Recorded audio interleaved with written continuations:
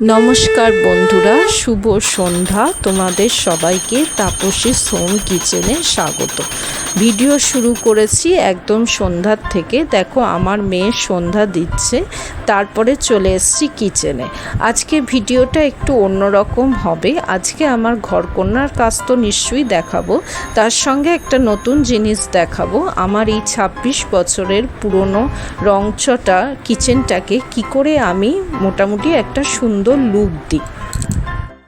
আমি ফ্লিপকার্ট থেকে wallpaper order করেছিলাম, দুটো রোল। এগুলো তোমার হিট প্রুফ, স্ক্র্যাচ প্রুফ আর ওয়াটার প্রুফ। এগুলো শুধু যে ওয়ালপেপার তা নয়, এগুলো তোমার গ্যাস টেবিলের ওপর, প্ল্যাটফর্মের ওপরে বিছানো যায়। তো সেগুলোকে অর্ডার করে আজকে আমার কিচেনটাকে একটু নতুন করে সাজাবো ঠিক করেছি।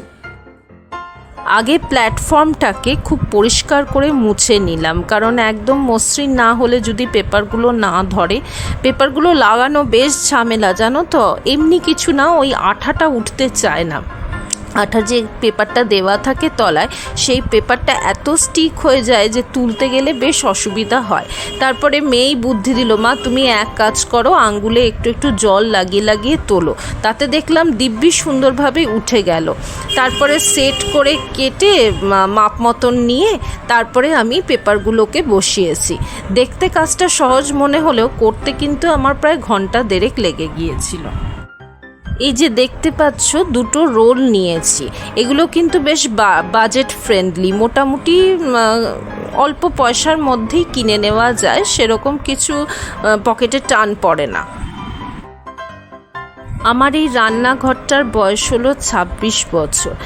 এত বছর আগে করা, এখনও মোটামুটি সব কিছু ভালো থাকলেও বেশ কিছু জায়গার রং নষ্ট হয়ে গেছে। তোমার সিঙ্কটা তো একদমই খারাপ হয়ে গেছে, জল পড়ে। সিঙ্কটা বদলে এবার স্টিলের সিঙ্ক বসাতে হবে। আসলে কি বলো তো, পাথরের বিশাল বড় সিঙ্কটা মায়া পড়ে গেছে। মানে মনে হয় এত সুন্দর জিনিসটা নষ্ট করব, কিন্তু আর চলছে না জানো তো। চারিদিক দিয়ে একটু একটু করে ফাটল ধরে জল পড়া শুরু হয়েছে। কাজ করতে গেলে পায়ের কাছে অল্প অল্প জল পড়ে। তাই ঠিক করেছি এবার একটা স্টিলের সিঙ্ক বসিয়ে নেব। আগে ওয়ালপেপারটা বিছিয়ে নিয়ে মাপ করে ভাঁজ করে নিচ্ছিলাম। ওই ভাঁজ ধরে ধরে কেটে নেব, তাহলে মাপে মাপে বসে যাবে।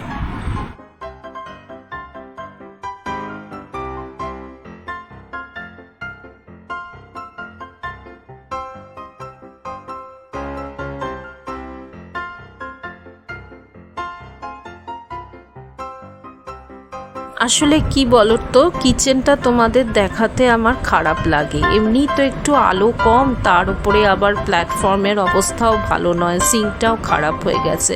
তাই ঠিক করলাম যে আমার এই খারাপ রান্নাঘরটাকে যদি একটু তোমাদের সামনে প্রেজেন্টেবল করা যায়।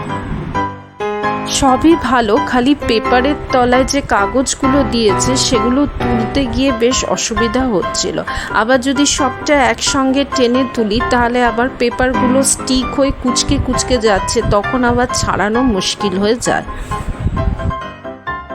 তবে একবার সেট করে নিতে পারলে কিন্তু বেশ ভালো লাগে জানো তো। আর জিনিসটা এতটা সুন্দর যে ওখানে তুমি কিছু গরম লাগলেও কোনো অসুবিধা নেই। আবার যদি একটু জল পড়ে যায় বা জল লেগে যায়, সুন্দরভাবে মোছা যায়, কোনো রকম অসুবিধা হয় না। দেখতে পাচ্ছ আমি একটা দিক লাগিয়ে নিয়েছি, ভালোভাবেই লেগেছে। মনে হচ্ছে না যে আমি একটা পেপার লাগিয়েছি, দেখে কিন্তু মনে হচ্ছে যেন পাথর, এত সুন্দর চকচক করছে। যখন কাজ করছিলাম গ্যাসটার ওপর এটা ওটা পড়েছে, তাই মুছে নিচ্ছি। আসলে কি বলতো, আমার রান্নাঘরটা খুব যে বড় তা না, মোটামুটি রান্নাঘরটা। জিনিসপত্র এদিক ওদিক করে সরিয়ে রাখলে জায়গা হয়ে যায়, কিন্তু তবুও গ্যাসটা নিচে রেখেছিলাম। আর পাইপলাইনটা যেহেতু বেশি দূর অবধি যাচ্ছে না, সেহেতু বেশি দূরে রাখতে পারিনি, একদম তলায় তলায় রেখেছিলাম প্ল্যাটফর্মের। আর যখন মোছামুছি করেছি এটা ওটা গ্যাসের ওপর পড়েছে। দেখো আমার পুরো প্ল্যাটফর্মটাই লাগানো হয়ে গেছে ওয়ালপেপারটা। কি সুন্দর লাগছে দেখো, বোঝাই যাচ্ছে না যে ওয়ালপেপার লাগিয়েছি। একটা পুরনো মগ ছিল, সেটাকেই আমি নিজে হাতে রং ঠং করে তার মধ্যে একটা মানি প্ল্যান্ট লাগিয়েছি। ওটাও কিচেনে রেখে দিয়েছি, যাতে মানে বেশ সুন্দর লাগছে দেখতে, জানো তো। এমনিও গাছপালা দিয়ে সাজালে বাড়িঘর যে কি ভালো লাগে। পুরো মেঝেটা ভর্তি একদম ছোট ছোট পেপার পড়েছিল, সেগুলো সব আবার ঝাঁটপাট দিয়ে পরিষ্কার করলাম।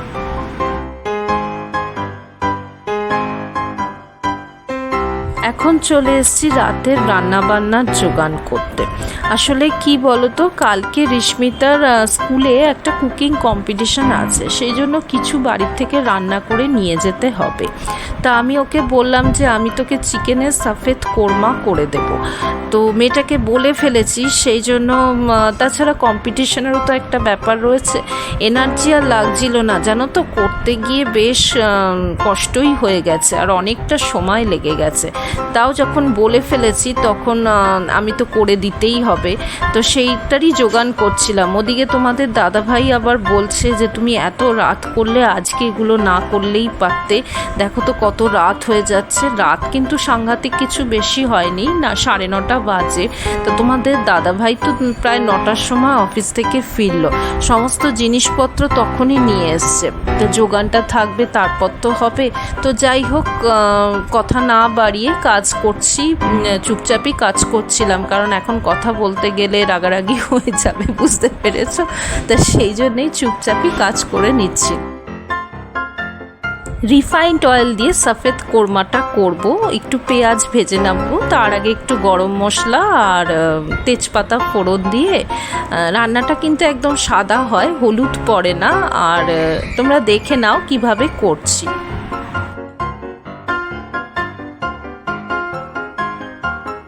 মেয়েটা সকাল 8:30টার সময় বেরিয়ে যাবে, সেই জন্য চিকেনটা এখন করে রাখবো আর সকালে কয়েকটা পরোটা করে দেব। ও আমার কিছু ডিশ, তারপরে তোমার বোল, চামচ, টেবিল ক্লথ সব নিয়ে গেছে, ওখানে গিয়ে সুন্দর করে সাজিয়ে প্রেজেন্ট করবে।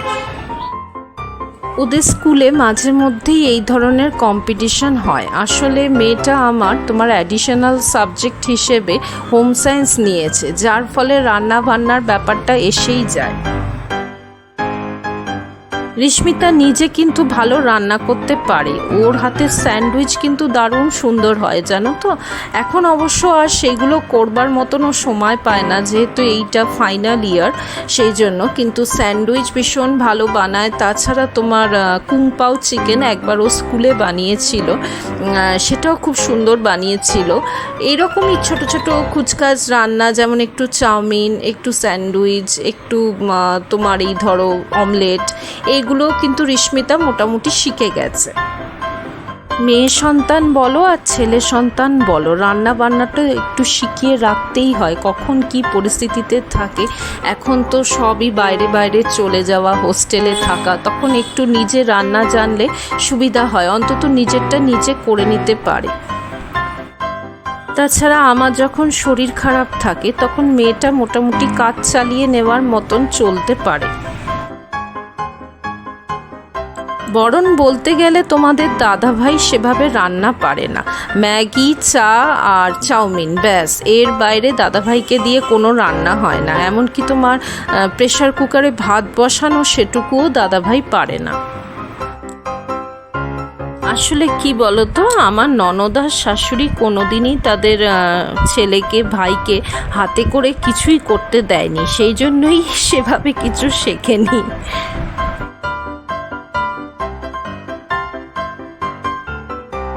দুটো পেঁয়াজ কুচি করে দিয়েছি আর দুটো পেঁয়াজ বেটে দিচ্ছি। এছাড়া তোমার আদা, গোলমরিচ আর রসুন, ব্যাস এই বাটা, আর কিছুটা কসুরি মেথিও দিয়ে দিয়েছি।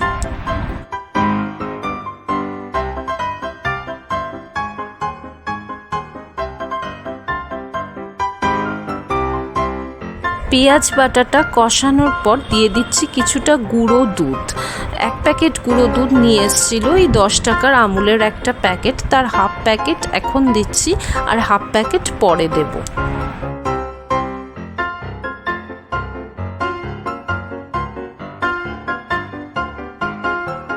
এ রান্নাটা আমি আগেও বাড়ির লোককে করে খাইয়েছি, তখন খুব প্রশংসা পেয়েছিলাম। সেজন্য রিস্মিতা যখন কম্পিটিশনের কথা বলল, তখন আমি বললাম যে তাহলে এইটা করে দিই, এটা তো বেশ ভালো হয় খেতে, দেখবি কম্পিটিশানে তোদের স্যার ম্যামরা ভালোই পছন্দ করবে জিনিসটা।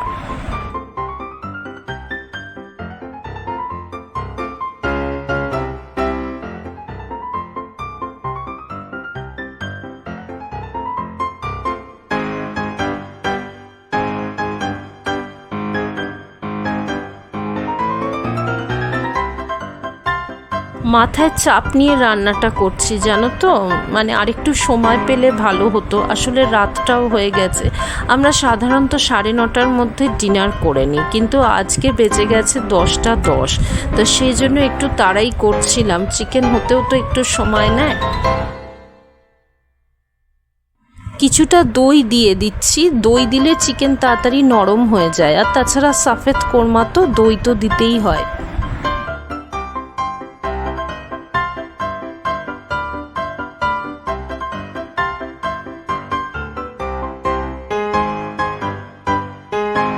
ব্যাস, এবার ঢাকা দিয়ে মিডিয়াম আঁচে বসিয়ে দিয়ে আমি বাকি কাজগুলো সেরে নিচ্ছি।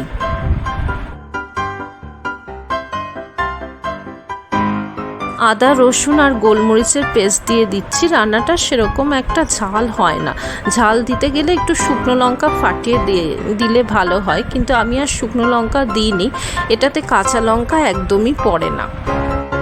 নামানোর আগে কিছুটা গুঁড়ো দুধ, সামান্য একটু ঘরে দুধ ছিল তার সঙ্গে গুলে দিয়ে দিয়েছি, আর একটু গরম মশলার গুঁড়ো ছড়িয়ে দিয়েছি। ব্যাস, আমার রান্না কমপ্লিট।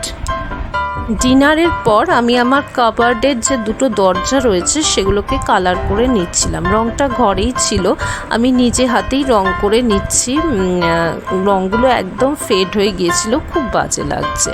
আজকের মতো এটুকুই বন্ধুরা, টাটা, আমার সঙ্গে থেকো, ভালো থেকো। আজকে তবে আমার ভিডিওটা শেষ করছি।